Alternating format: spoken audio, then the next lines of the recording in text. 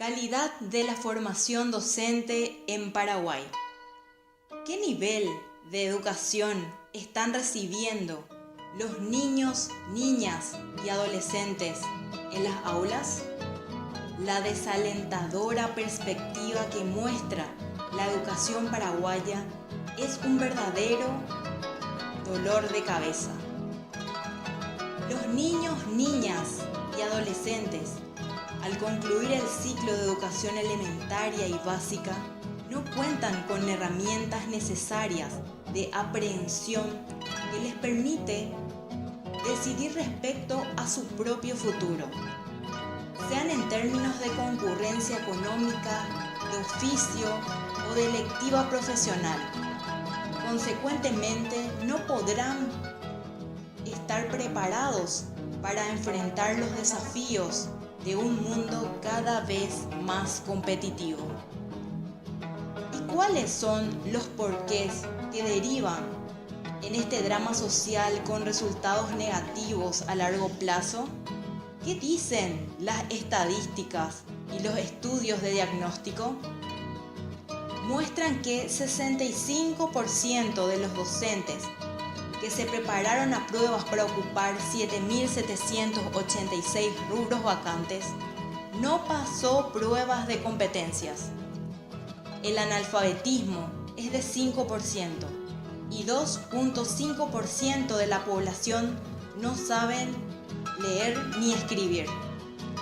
En el año 2010, el promedio de años de estudio de la población paraguaya de 15 años o más fue de 8.2 años, mayor que el promedio de 7.1 años en el año 2000, pero menos de los 9 años de estudio obligatorio y gratuitos según la ley. Más del 50% de los maestros no se encuentran habilitados para la materia que enseñan, considerando que el campo de estudio, en el caso de los profesores, se enfoca a acceder a la educación primaria y a la educación escolar básica. El 60% de los docentes no asisten a programas de capacitación y el 70% de los directores de colegios y escuelas no recibieron cursos de gestión educativa. La problemática social se ve profundizada cuando nos enfrentamos a situaciones cotidianas en las que quedan al descubierto las deficiencias de fondo educacional, en una clara ilustración de lo que atraviesan los jóvenes educandos en la actualidad. Como ejemplo, utilizaremos un caso que recientemente ocurriera con uno de nosotros. Un primo de 18 años de edad me pidió ayuda para la resolución de un problema de matemáticas sobre fracciones que le presentaron en el primer año de facultad. Gustosa me dispuso a ayudarlo, pero grande fue mi sorpresa cuando el problema era tan simple como 1/2 más 1/4 es igual a 3/4. Tuve que explicarle por el gráfico de la torta para fracciones utilizando métodos de primaria. No le alarmó en lo absoluto el no poder plantear y desarrollar sin una calculadora un problema de matemáticas tan simple. Es entonces que surge la pregunta: ¿dónde está el problema? ¿Será la malla curricular? ¿O será la motivación en clase de los estudiantes? ¿O la calidad de enseñanza del docente en aula? Examinando detenidamente el problema y aislando cada una de las situaciones que pudieran desembocar en lo que analizamos, creemos que el problema radica esencialmente en la calidad de enseñanza del docente, es decir, es la falencia más importante y notoria. Bajo este supuesto de calidad de enseñanza de los docentes podríamos inferir en el siguiente modo. Si la malla curricular fuera el problema más alarmante, docentes de calidad podrían detectar la problemática y sugerir mejoras correspondientes, actuando en consecuencia y engala su preparación calificada. En otros términos, si la falencia fuera de índole didáctica, este docente en una situación tal tendría la suficiente preparación o desenvolvimiento para subsanar las carencias, siempre bajo el supuesto de que no requiera insumos o infraestructura.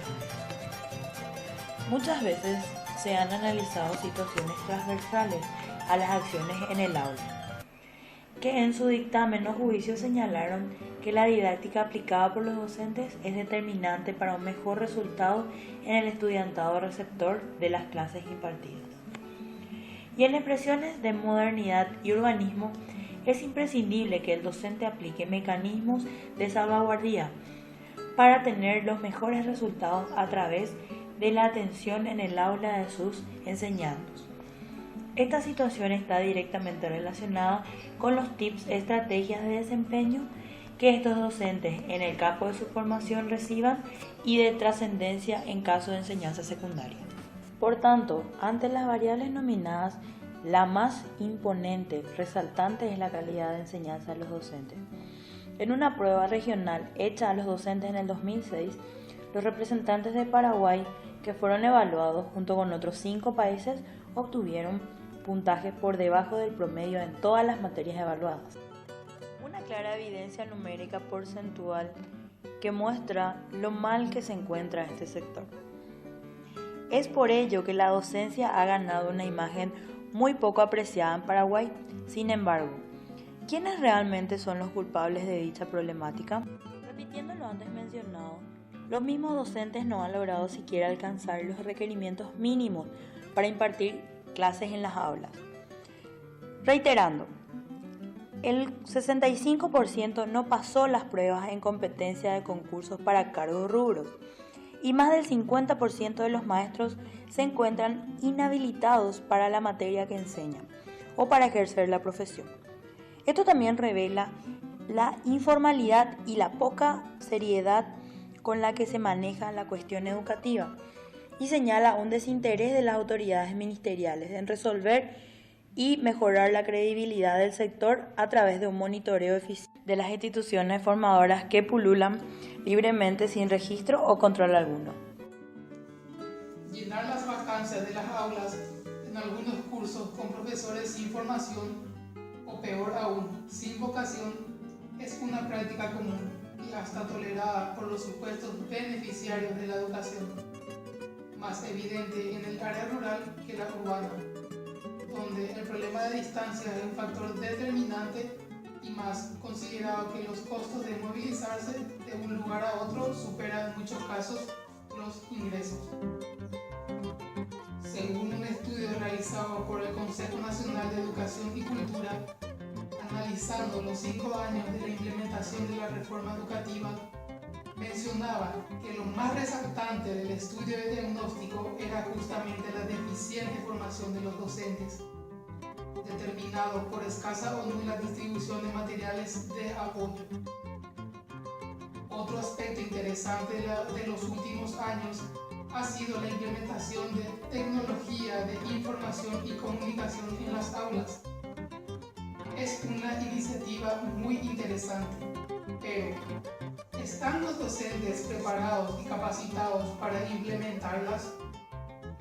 Se han escuchado casos en los cuales muchos docentes siquiera saben utilizar una computadora.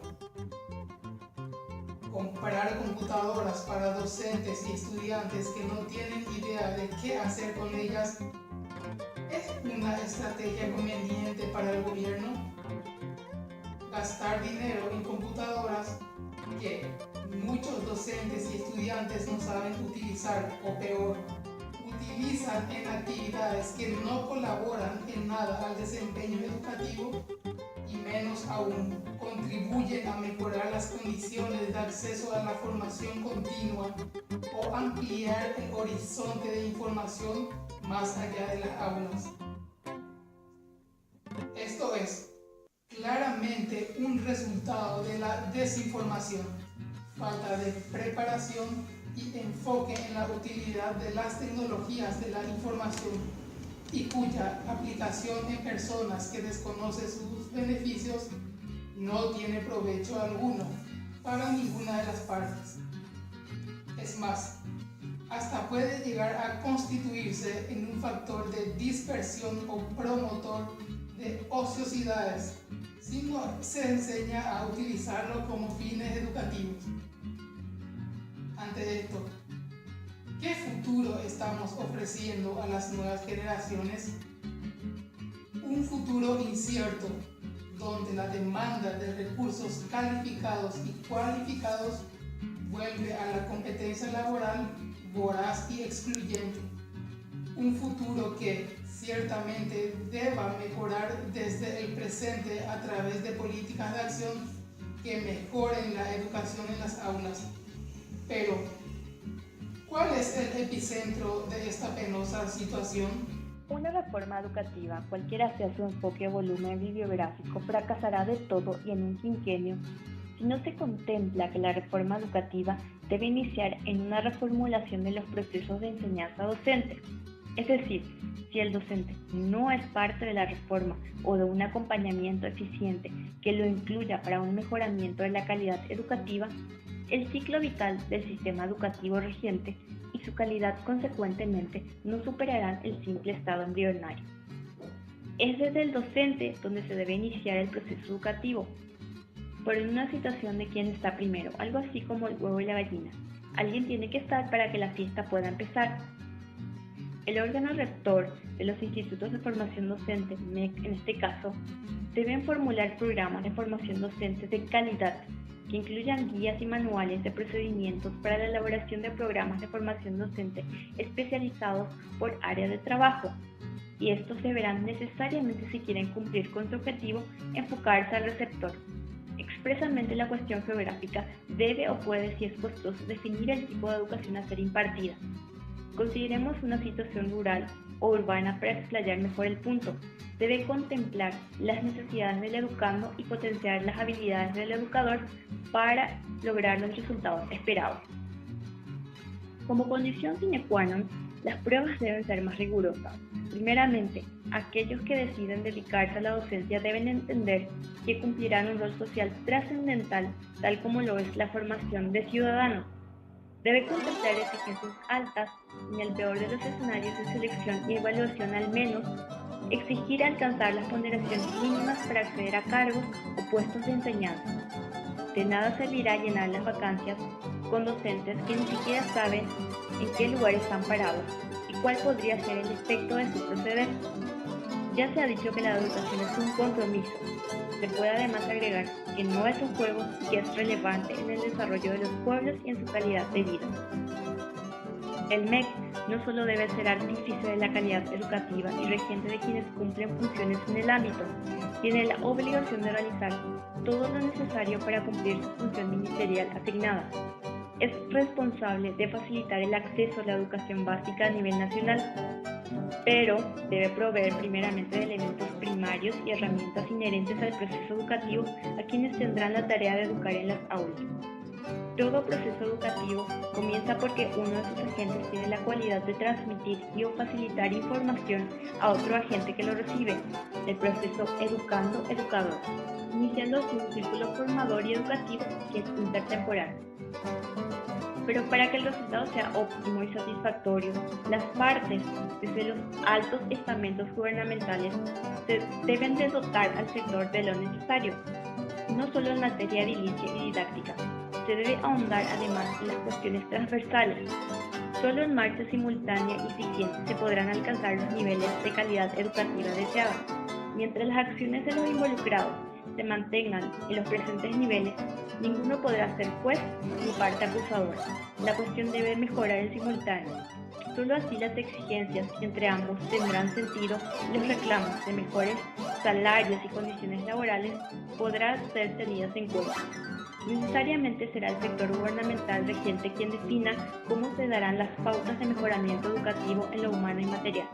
No solo porque debe, es quien puede y quien tiene no solo las atribuciones para hacerlo, sino también la obligación.